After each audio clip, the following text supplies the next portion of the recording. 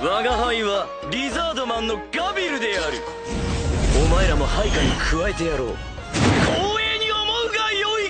よっ、ガビル様最高。かっこいい。生かしてる。配下に加えてやる。光栄に思え。大丈夫でしょ。だって君弱いもん。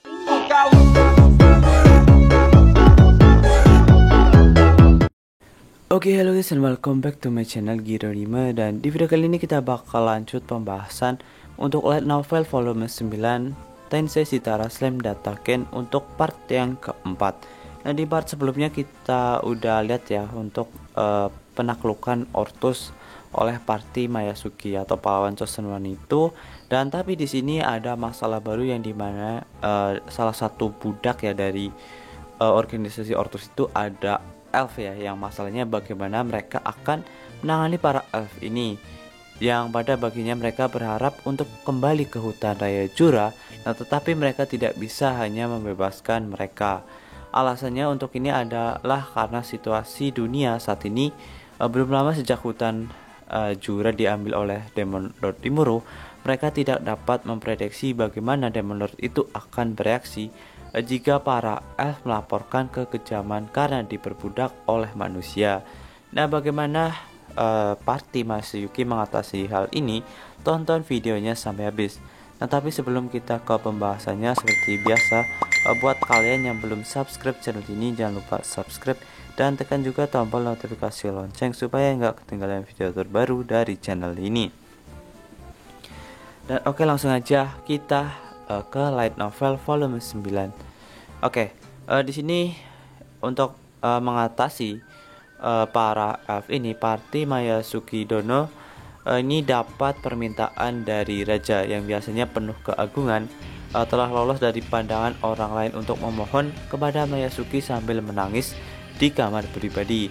Menerima permintaan itu, Masayuki merasa kasihan padanya untuk menolak dan akhirnya menerimanya. Nah, di sini Masayuki bilang ya, kami hanya perlu membawanya ke Tempest sehingga mungkin tidak akan ada masalah kan. Nah, pikiran naif itu adalah awal dari masalahnya.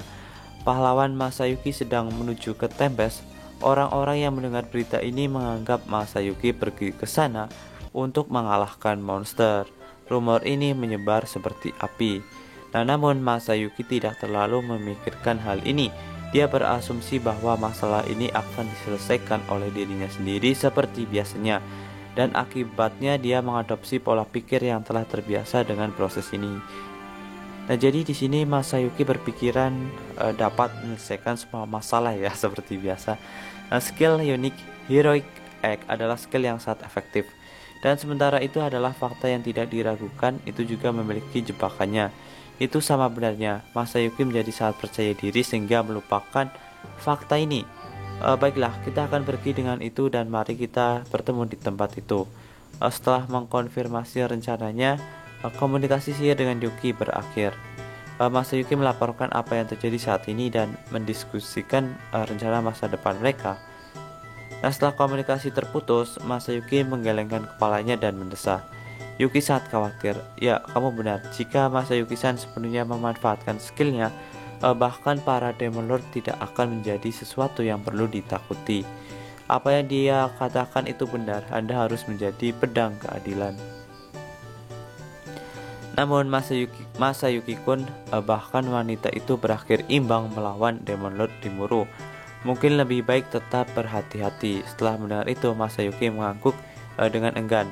Dan kemudian dia berpikir, sampai sekarang semuanya berjalan baik tanpa masalah. Dan aku tidak pernah benar-benar harus melakukan apapun sendiri. Ya, dia benar. Dikatakan bahwa Demon Lord Rimuru ingin berteman dengan manusia, sehingga kita mungkin harus menahan diri untuk tidak menyerang terlebih dahulu. Hah? Jadi Demon Lord memohon untuk hidupnya. Demon Lord itu jahat. Ini adalah fakta yang tak terbantahkan. Ya, kita tidak punya pilihan selain melihat bagaimana dia akan merespon sebelum kita bertindak. Nah, apapun masalahnya sekarang, karena Saint Hinata berdamai dengan Demon Lord, tidak ada orang lain yang cocok dengan gelar pahlawan. Tetapi Masayuki-kun, kita harus melanjutkannya dengan hati-hati. Setelah mendengar itu Masayuki mengangguk juga. Nah di sini setelah penjelasan ini ada selingan ya, banyak banget. Dan tapi di sini light novelnya kita skip banyak halamannya, langsung hanya ke bagian Masayuki ya guys. Jadi nggak gue baca semuanya. Jadi nggak lengkap ya gue bacanya, karena nanti setelah penjelasan itu di skip ke bagian Rimuru dengan Raja Bulma. Di situ banyak banget perbincangan dan mengenai festival-festival. Oke, ini gue langsung skip ke halaman selanjutnya, dimana kelanjutan dari Masayuki tadi. Masih ada sedikit waktu sebelum malam festival dan aku berpikir untuk beristirahat sebentar untuk persiapan malam ini. Tapi sepertinya itu tidak akan berjalan seperti yang aku inginkan. Rimuru sama, tampaknya parti pahlawan Masayuki telah tiba di luar kota. Soi diam-diam muncul untuk melapor dan berbisik ke telingaku. Seorang pahlawan ya? Mari kita lihat pria seperti apa dia. Dengan pola pikir itu aku langsung pergi menemuinya. Nah di sini Rimuru langsung menemui Masayuki guys. Sebuah gerobak dengan beberapa elf yang aku curigai telah ditangkap saat para budak muncul. Kisah mereka diselamatkan dari organisasi kriminal yang disebut Ortus atau Serikat Perdagangan Budak. Ternyata benar, gerobak itu terlihat cukup berkelas dan mereka tampaknya telah diperlakukan dengan baik. Seorang anak laki-laki berambut pirang mengendari gerbong berukuran kecil. Terpisah dari gerbong itu, dia berada di kursi pengemudi, tetapi ada pria lain yang memegang kendali. Apakah bocah itu pahlawan Masayuki? Dia tampak seperti orang Jepang, tetapi wajahnya juga terlihat seperti orang asing. Haruskah aku mengatakan dia terlihat seperti idola? Rambut pirang halus dan kelopak mata ganda di matanya yang panjang dan sempit. Ia memiliki sedikit wajah bayi, tetapi secara keseluruhan ia tampak keren. Dia adalah anak muda yang sangat tampan. Terus terang, dia tidak terlihat kuat sama sekali, tapi aku tidak boleh tertipu oleh penampilannya. Nah di sini si Rimuru agak ngeremehin si Masayuki ya, karena kelihatannya kayak lemah gitu guys. Masayuki jelas merupakan seorang Otherworlder karena meskipun lemah dia memancarkan heroic egg ya.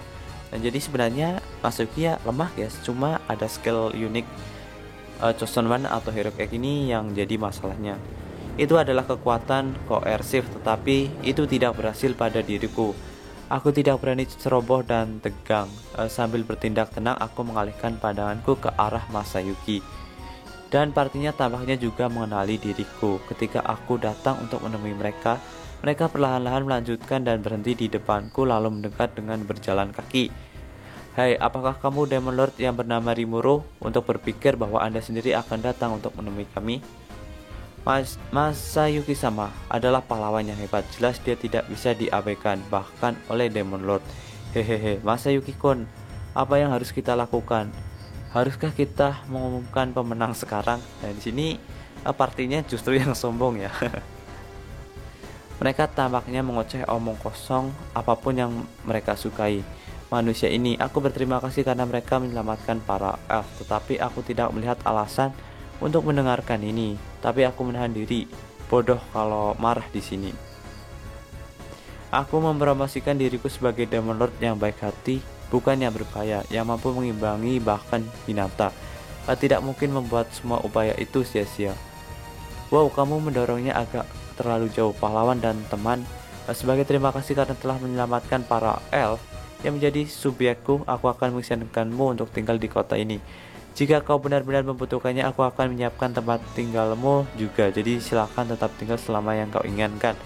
Namun aku tidak berencana untuk bertarung di sini, ingatlah itu. Nah, jadi Rimuru nggak ada niatan untuk tarung ya guys. Ada banyak pedagang di sekitar dan aku memutuskan untuk menurunkan diri dengan menunjukkan sikap ramah untuk saat ini. Namun responnya tidak menguntungkan. Hahaha. Seperti yang diharapkan, Demon Lord itu takut pada Masayuki. Nah jadi partinya ngira dia itu takut sama Masayuki guys. Teriak pria yang bertindak sebagai kusir. Seorang pria dengan tubuh besar mengenakan baju besi yang masih membuatnya setengah telanjang dan melirik ke arahku dengan mencibir sengit. Kamu ingin bergaul dengan kami manusia, tapi aku ingin tahu berapa banyak dari itu yang bisa kita percayai. Rumor mengatakan bahwa orang yang merencanakan kejatuhan Farmus adalah kamu. Demon Lord, Anda mungkin telah menipu Hinata Shisein. Tetapi jika Anda berpikir Anda dapat melakukan hal yang sama dengan Masayuki, itu akan menjadi jelek. Apakah ini yang mereka gambarkan sebagai lambat untuk menangkap? Rasanya seperti dia mencoba melukis diriku sebagai penjahat. Tetapi yang membingungkan adalah aku bagaimana pahlawan itu sendiri tetap diam sampai akhir. Nah, setiap kali dia tampaknya akan mengatakan sesuatu, anggota partinya memotongnya. Nah, jadi Masayuki belum sempat ngomong ya guys. Kita perlu menghukum makhluk jahat. Masayuki sama, mari kalahkan Demon Lord ini sekarang dan membawa kedamaian ke tanah ini. Tidak, kau tahu tanah ini sudah damai. Apa yang kalian lakukan di sini? Nah, di sini aku menyeduh teka-teki ini ketika seseorang melangkah dengan tangan membantu. Yuki telah berganti pakaian ketika dia mendengar keributan dan pergi. Nah, jadi si Yuki juga ada di Tempest ya guys. Sama seperti diriku, dia terdengar seperti dia telah menemukan cahaya dalam kegelapan, tetapi reaksi pelayanannya dingin. Haha. Jika itu bukan Yuki-san, apakah kepala asosiasi sengaja datang untuk memeriksa Demon Lord? Tidak, Jinrei. Kalian Rimuru-san benar-benar ingin menjalin hubungan persahabatan dengan kami. Sebagai bukti kalian masih hidup. Sepertinya nama orang besar itu adalah Jinrei. Yuki mengatakan kepadanya bahwa aku cukup kuat untuk berakhir imbang dengan Hinata. Selain itu, ia menjelaskan kepada Masayuki bahwa diriku bukan Demon Lord yang buruk. Namun terlepas dari itu, ada seseorang yang tidak bisa menerimanya. Apa maksudmu? Dengarkan penjelasanmu, sepertinya kau mengatakan bahwa Masayuki sama lebih lemah daripada Hinata Shisein. Aku akan berterima kasih jika kau tidak memandang rendah kami. Sesuatu seperti Demon Lord bukan tandingan Masayuki sama. Bahkan jika kamu adalah ketua asosiasi kebebasan, kami tidak bisa memaafkanmu karena menghina Masayuki sama.